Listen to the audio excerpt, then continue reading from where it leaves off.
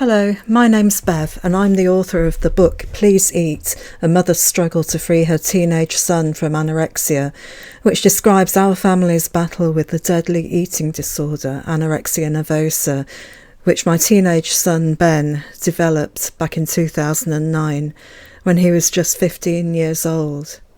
This is another post from my blog, which I began to write in January 2011, a couple of years after my son Ben began to develop anorexia. And this post from the 11th of January 2011 looks back on the terrible time we used to have at school 1 year before, when Ben was catapulting into the eating disorder at a rapid pace. I must add that this blog isn't a misery memoir or anything like that. The reason I wrote it, and the reason I wrote my book too, was to show other families who are facing this terrible illness that someone else has been through this too, and the things that things that were happening at the time, which would hopefully make people be able to identify with this and say, yeah, that's happening to us too. And also to help them feel less alone, knowing other people have been through this and come out the other end like we did. Because now in 2022, my son Ben, now aged 29, is fully recovered and well on the way to becoming a qualified psychologist, which is fantastic news considering what we went through back then. Another aim of my blog and my book is to show professionals, the therapists who are treating people with eating disorders, what goes on behind the scenes, behind closed doors, back in the house once the therapy sessions are over. Because the problem is that you often only see a therapist for maybe an hour a week, and there are an awful lot of other hours in the week and days and nights. And my blog and my book hopefully gives some idea of what used to go on away from the treatment room. Anyway, back to the blog. This particular post was written on the 11th of January 2011 and is called Anorexia and School, a Typical School Day 12 months ago. 12 months ago, when the anorexia was at its height, a typical school day might have looked like this. Lots of shouting to get him ready for the school bus, with Ben in a rock-bottom black mood due to the way the anorexia was making changes in his brain. We'd drive to the school bus stop in silence. Then he might slam the car door as he got out and then stand apart from the other kids at the bus stop. Often I'd be in tears by the time I got home.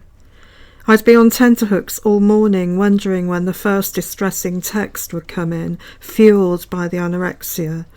Or maybe it'd be a voice text on the landline, which would be even more sinister and frightening, with the robotic woman's voice relaying Ben's latest anorexia-fuelled message. Meanwhile, at school, Ben might be locked in the toilets, keeping away from people, or hiding somewhere in the school. He might not turn up for a lesson, or he might walk out. With anorexia comes the need for compulsive exercise, and he's asked to be excused to visit the toilet, only to snatch the opportunity to run around the grounds a couple of times.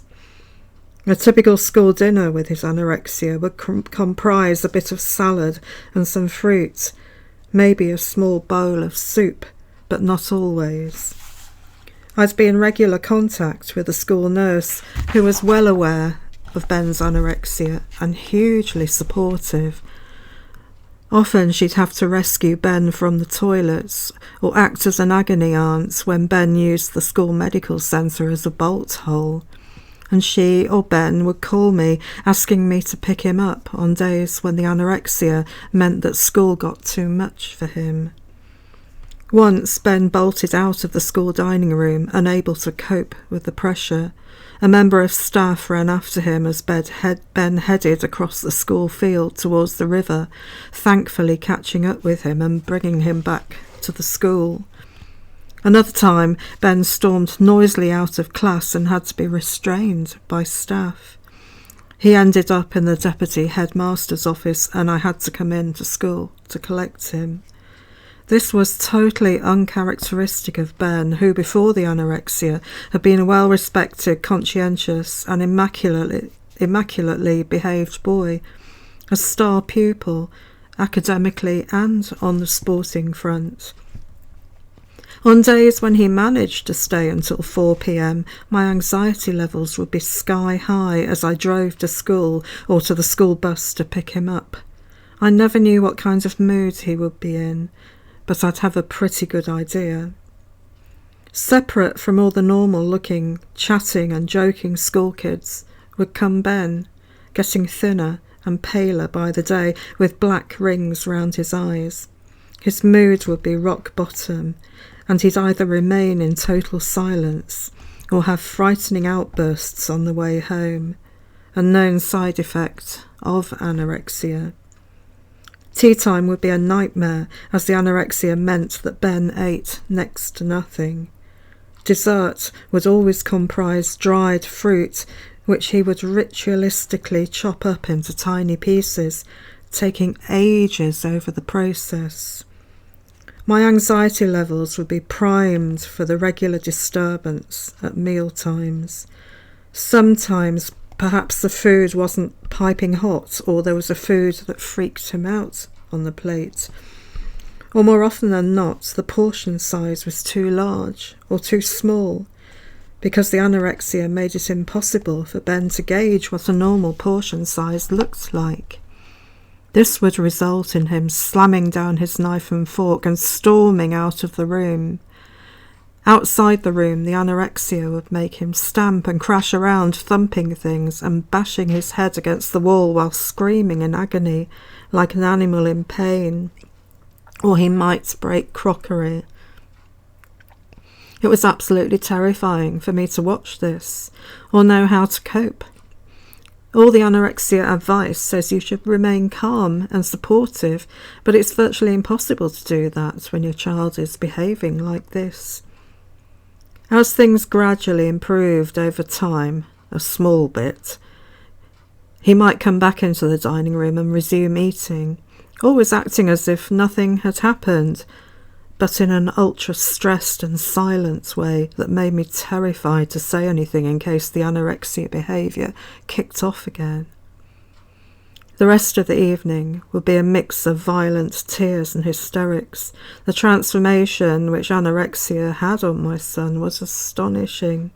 He was a completely different boy, deeply depressed and howling like an animal in pain.